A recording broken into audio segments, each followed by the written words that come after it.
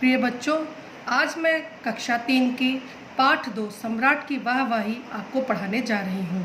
सम्राट की वाहवाही विजयनगर के राजा कृष्णदेव राय और उनके बुद्धिमान मंत्री तेनालीराम की कथा है, जिसमें तेनालीराम की बुद्धिमत्ता के बारे में बताया गया है। हर साल राजा कृष्णदेव राय उनके जन्मदिन पर जो भी उन्हें सबसे अच्छा तोहफा देता था, अच्छी भेंट देता था, वे उसको उपहार देते थे। एक बार जब ऐसा आयोजन हुआ, एक उनके जन्मदिन का एक भव्य आयोजन हो रहा था, उस समय मंत्री और सेनापति बहुत दुखी थे, क्योंकि उनको लग रहा था कि हर साल की तरह इस बार भी तेनालीराम को ही प्राइज मिल जाएगा, इस बार भी वही इनाम लेकर जाएगा, क्योंकि उसका ही उपहार सबसे अनूठा और अनोखा होता है। उन्होंने कुछ सोच लिया था कि इस बार कुछ भी हो जाए, लेकिन हम उनको उपहार नहीं लेने देंगे। तब उन्होंने एक योजना बनाई, एक गुप्त योजना, जिसके अनुसार सेनापति ने एक मेढक मंगवाया और जन्मदिन के दिन उन्हें अपने पैरों के नीचे उसको दबा के रख लिया। अब उसने सोचा था कि जैसे ही पैर हटाएंगे और मेढक सामने को उछल जाएगा, उछलेगा तो तेनालीराम तो सामने होगा, बस उसका संतुलन बिगड़ेगा और महाराज को भेंट देते साथ वो भी उसका उपहार फर्श पर गिर जाएगा और ना उपहार रहेगा, ना वाहवाही मिलेगी, ना ही उसको कोई तारीफ होगी। इसको सोचकर मंत्री और सेनापति बहुत खुश हो रहे थे। बस ऐसे ही उन्होंने अपने उस पर क्रियान्वयन किया। जन्मदिन के दिन वो सुबह से देख रहे थे। अब राजा कृष्णदेव राय ने सबका उपहार लेना शुरू किया। एक बार वो सेनापति को पकड़ाते अपना उपहार, एक बार वो मंत्री को पकड़ाते, लेकिन सेनापति उठ नहीं रहा था। तो उन्होंने पूछा कि क्या हुआ है। तब उसने कहा, अन्नदाता, नहाते समय टखने में मोच आ गई थी, सो उठा नहीं जा रहा है। ये सुनकर महाराज चुप हो गए। अब धीरे धीरे तेनालीराम की बारी आई। जब तेनालीराम की बारी आई तो उसने एक छोटी सी पोटली लेकर वो आगे बढ़ा और अभी वो महाराज के सामने पहुंचा ही था कि सेनापति ने मेढक के ऊपर से अपना पैर उठा दिया। अब मेढक तो इतनी देर में परेशान हो गया था, वो फौरन कूदा और कूदते ही सीधा तेनालीराम के कंधे से टकराया। तेनालीराम संभलने की कोशिश करते करते भी महाराजा कृष्णदेव राय की गोदी में जा गिरे। सब इस को देखकर चौंक गए। फिर उन्होंने कहा कि अब क्या हो। अब मंत्री और सेनापति तो जानते थे, वो पहले से मुस्कुराने लगे, लेकिन महाराज गुस्सा हो गए। उन्होंने तुरंत तेनालीराम को उठाया और पूछा, तेनालीराम, यह क्या मूर्खता है, तुम क्या ठीक से खड़े भी नहीं हो सकते। तब तेनालीराम बोले, क्षमा करें महाराज, मैंने तो जीवन भर आपका नमक खाया है। मैंने बहुत सोचा कि मैं आपको क्या उपहार दूं, लेकिन मुझे कुछ नहीं समझ में आया, तो मैंने सोचा मैं अपने आप को ही आपको उपहार स्वरूप दे देता हूँ।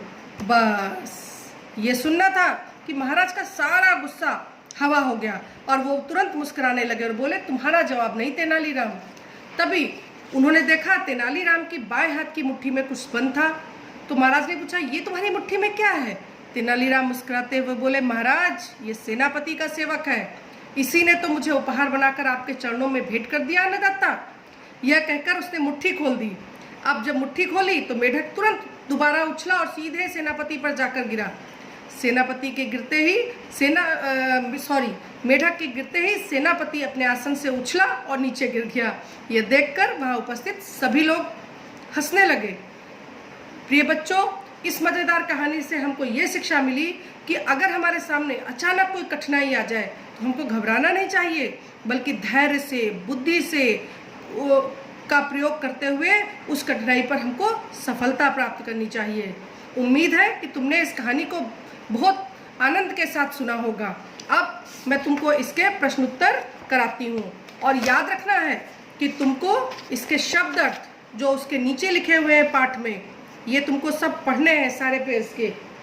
और अब तुम ये प्रश्नोत्तर, जो लिखित प्रश्नोत्तर है, लिखित प्रश्नोत्तर प्रश्न नंबर 3 लिखित प्रश्नोत्तर तुमको ये अपनी कॉपी पर लिखने हैं और मैंने इनको पहले से लिख दिया है। अब आप इसका एक स्क्रीनशॉट ले लीजिए और उसके बाद अपनी कॉपी में लिख दीजिए। मैं पढ़कर सुना दे रही हूँ। उत्तर नंबर 1, महाराज की वाहवाही तेनालीराम लूटता था क्योंकि उसका उपहार सबसे अच्छा होता था। उत्तर नंबर 2, तेनालीराम से सेनापति तथा मंत्री ईर्ष्या करते थे, उन्होंने एक गुप्त योजना बनाई।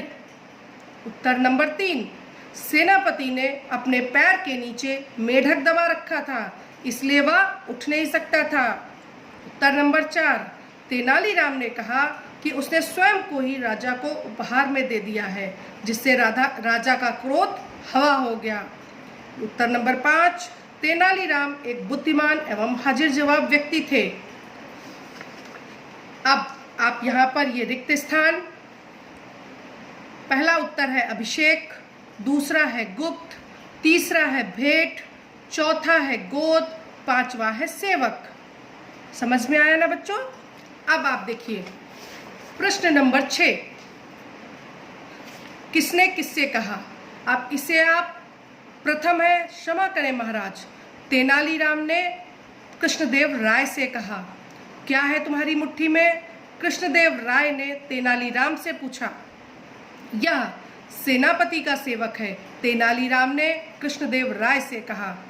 बस हमें अपने कार्य को यहीं पर समाप्त करना है, हमें इतना ही इस पाठ में पढ़ना है। आशा है तुम सब लोग इसे पढ़ोगे और इसका आनंद अवश्य उठाओगे।